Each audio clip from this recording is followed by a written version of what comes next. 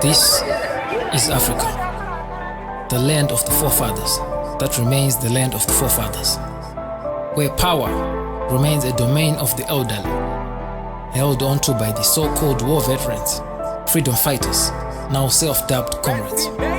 Africa, where change is nothing more than a sermon, governments run by greed at the expense of everybody, regardless of the consequences, where dynasties still remain, power begetting power, brother upon brother. This is Africa, home to citizens gullible, bought by bread and butter, or should I say party regalia and bags of mealie, where dictatorship reigns unchallenged because everybody is afraid. The press is censored, yet they preach freedom of speech, freedom of expression. Africa, the dome of civilization, yet wallowing in stagnation. Rebuttals ring too late. Development is of legend, always inferred but never born.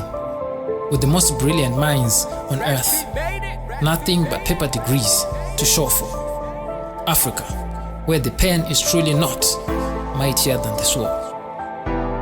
This is Africa, the land of the medicine man, where belief is so often the death of reason.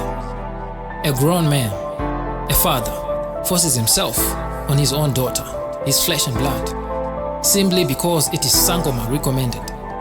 It cures AIDS, so the medicine man says. And just like that, a man's 5 senses become folklore.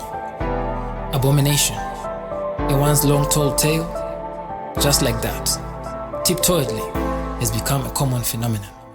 Africa, where taboo is incited by religion, and gullible citizenry practices blind faith in the name of devotion. This is Africa, where chivalry is dead and chauvinism reigns supreme, where to be born a woman is to be born oppressed, and standards are so low that those who surpass them are deemed abnormal, where expectations are so high and scrutiny so intense that to be female in itself is a burden. This is Africa, where the woman is beneath the man.